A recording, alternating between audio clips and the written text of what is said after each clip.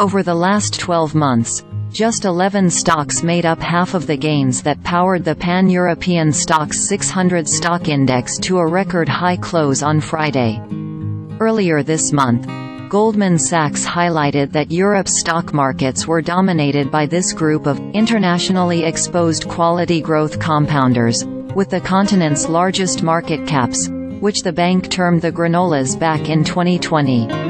The momentum of this group, which comprises GSK, Roche, ASML, Nestlé, Novartis, Novo Nordisk, L'Oréal, LVMH, AstraZeneca, SAP and Sanofi, has drawn comparisons to the Magnificent Seven U.S. tech giants and evoked similar concerns about concentration risks in European equity markets. Together, the GRANOLAS account for around a quarter of the total Stoxx 600 market cap, and Goldman analysts in a note last week highlighted that they exhibit qualities that are expected to thrive in the current cycle, such as solid earnings growth, high and stable margins and strong balance sheets. We think they also stand to benefit from the structural shift towards passive investment and the lack of liquidity in the European equity market, the Wall Street Bank's analysts suggested. From a global point of view, the GRANOLAS have even outperformed the so-called Magnificent Seven over the past 2 years. Their out-performance is even more impressive on a risk-adjusted basis. With a volatility 2x lower than for the Magnificent Seven, the GRANOLAS help to boost the Sharpe ratio.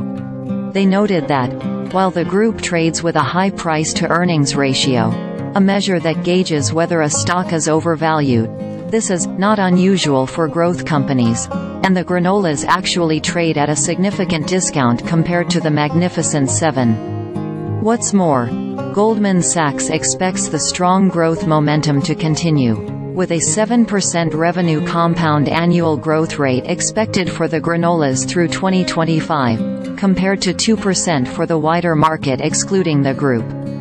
The 11 stocks also provide dividend yields for shareholders in the 2–2.5% range. This suggests that, in Europe, nearly all revenue growth of the Stoxx 600 will come from the GRANOLAS.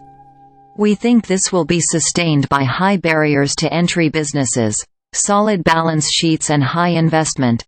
They reinvest the same share of cash flows in R&D and growth capex as the Magnificent Seven, Goldman Sachs added.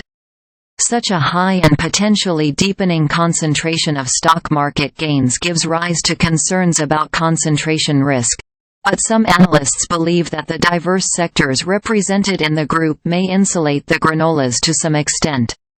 Tim Hayes, chief investment strategist at Ned Davis Research, told CNBC on Monday that, for recent comparisons to the current state of play, market participants should look to the end of 2020. When the market was highly concentrated around a small number of large-cap stocks.